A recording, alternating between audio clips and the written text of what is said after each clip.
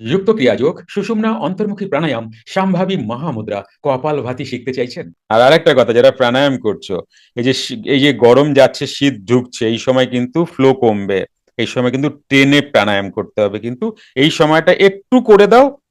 যখন খুব ঠান্ডা আসবে তখন দেখবে স্মুথ হবে। এই সময় একটু ঠান্ডা ঢুকছে, এই সময় কিন্তু প্রাণায়ামের ডিস্টার্ব হবে, জানবে।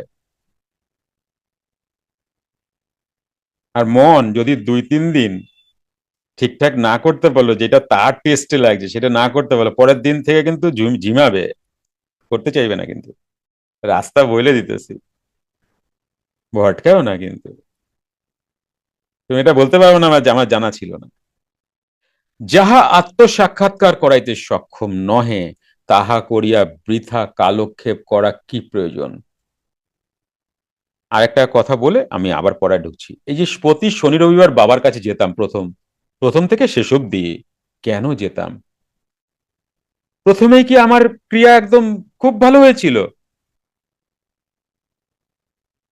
ওই যে যেতাম শনি রবিবার, পাওয়ার নিয়ে আসতাম, বুঝো? সেটা আমরা মানে আমি ফিল করি বা করেছি। তাই তোমরা যারা আমার ক্লাসে আছো তাদের উদ্দেশ্যে বলছি, ভিডিও অল টাইম খোলা, আই কন্ট্যাক্টে আসবা,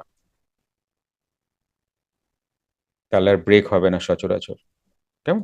তোমার ভালোর জন্যই বলছি, আমার ভালো কিছু নাই, আমার তো ভালো যোগীরাজ আছেই, টেনশন নিও না। কেমন? শ্রীমদ ভাগবত এইরূপ কথাই বলিয়াছেন, আমি সর্বভূতের আত্মস্বরূপ, সর্বভূতে সদা বিরাজমান। অজ্ঞানী মানুষ সেই আত্মাকেই অবজ্ঞা করিয়া প্রতিমা অর্চনাদির বিড়ম্বনা করে। কারা করে? অজ্ঞানী মানুষ। ভুল বুঝো না, আগে শেষ করি। যারা পুজো অর্চনা করো, ভুল বুঝো না, আগে শেষ করি। যে ব্যক্তি মূঢ়তাবশত আমাকে, আত্মাকে ত্যাগ করিয়া প্রতিমা অর্চনা করে, তাহারা ভস্যে বৃথা আহুতি দেওয়ার ন্যায় সেই কর্ম বৃথা হয়। আমি সর্বভূতে অবস্থিত, ইহা না দেখিয়া যে লোক নানা প্রকার দ্রব্য দ্বারা জড় মূর্তিতে ঈশ্বর বুদ্ধিতে অর্চনা করে, তাহার সেই অর্চনাতে আমি প্রীত হই না। আমি বলতে এখানে কিন্তু স্রেফ আত্মা, পরমাত্মার কথা হচ্ছে, এখানে কিন্তু অদ্বৈতর কথা হচ্ছে, এখানে দ্বৈতর কথা হচ্ছে না। দ্বৈত তো ম্যাক্সিমাম, সবাই ভুল। ব্যাপারটা কিন্তু তা না, বুঝে দেখো, এখানে ফার্স্টেই বলা হয়েছে যারা আত্মসাক্ষাৎকার করতে চাইছো তাদের কথা বলা হচ্ছে। আর আত্মসাক্ষাৎকার এই দ্বৈত হয়েই আসতে হবে তোমাকে, ডাইরেক্ট অদ্বৈতে যাওয়া সম্ভব না, মন বুঝতে পারবে না। তিনি বলিতেন, মানব জন্ম দুর্লভ ও ক্ষণস্থায়ী, তাই এমন সাধনা করা উচিত যাহার দ্বারা ইহ জন্মেই জন্ম মৃত্যুর কবল হইতে রেহাই পাওয়া যায়। সেই জন্য তাহাকে কখনো উপবাস বা স্থূল পূজা করিতে দেখা যায় নাই। উপবাস কেন করব বলো না? রাত্রিবেলায় অত প্রাণায়াম করতে পেটে খিদা নিয়ে করা যায়, বা দিনের বেলাও পেটে খিদা নিয়ে করা যায়? রাত্রিবেলায় ধরো এবার সারাদিন খেলাম না, সেই শক্তিটা আমি পাবো রাত্রে? কখনো পাবো না। করে দেখো, পাবা না। সুতরাং এই কারণে যোগীর কোনো উপবাসই নাই। উপবাস, যোগী এই উপবাস করার চেষ্টা করবেন, বোঝা গেল? যোগীর এই বাইরের উপবাসের কোনো ধার ধারে না যোগী, সাধকও না। উপবাস, উপরে বাসের দিকটাই যোগী যায় থাকবে, মানে এটা নিয়েই লড়াই করবে, না খেয়ে লড়াই করবে না। তো এটা তুমি বলবে তাহলে যারা না খেয়ে উপবাস করে তারা বোকা, না না। আমাকে তোমরা এই জীবনে, বা তোমরা এই জীবন উপবাস ছাড়া প্রাণায়াম করতেছো, আগের আগের জীবনগুলো সেখানে কি উপবাস করো নাই? বা আমি করি নাই? অবশ্যই করেছি। আজ তো ধোয়া তুলসী পাতা হয়েছি না, কি যেন বলে না সৌরভ, আজ তুমি ধোয়া তুলসী পাতা, এরম না ব্যাপারটা। উপবাস বা স্থূল পূজা করিতে দেখা যায় নাই। তিনি কেবলমাত্র লোকশিক্ষার জন্য বৎসরে একদিন শিবরাত্রের দিন উপবাস করিতেন।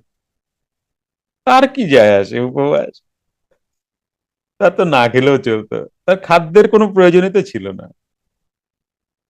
কিন্তু লোক দেখানো বিষয় আসে, এগুলো তিনি করেছেন। কেমন?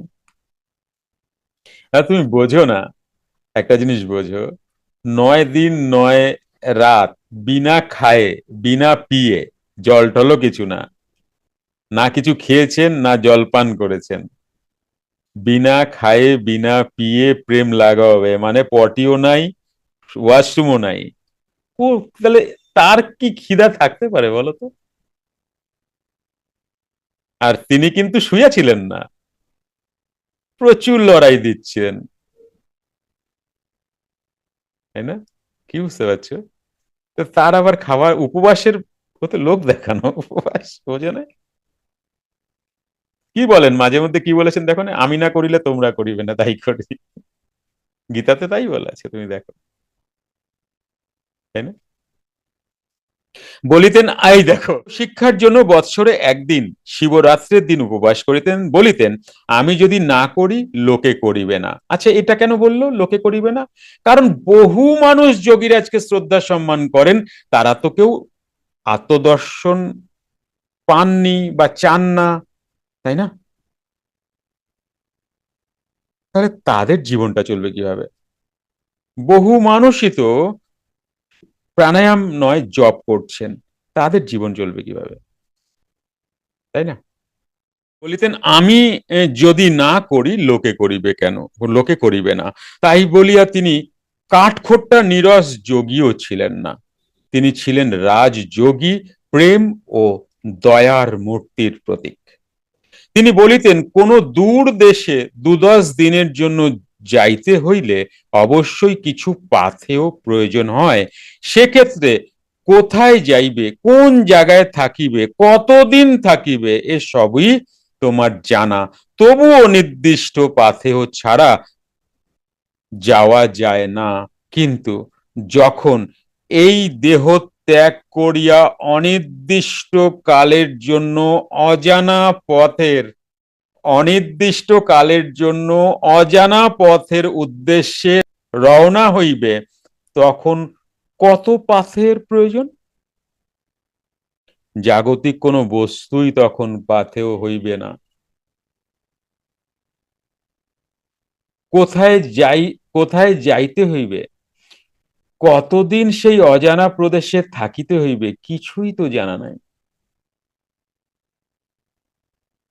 সেই পাথেয় ইহ জীবনেই যোগ সাধন দ্বারা অর্জন করিয়া লইয়া যাইতে হইবে। তো আমি তোমাদের বলি না, এই যে তোমরা যা শিখছো আমার থেকে, এটাই তো নিয়ে যাবে। আর কি নিয়ে যাবে? যেখানে বসে আছো ওইটাও থাকবে, মোবাইলও থাকবে, তোমার শাড়ি কাপড় জামা প্যান্ট শার্ট সব আলমারিতে কেউ না কেউ ব্যবহার করবে,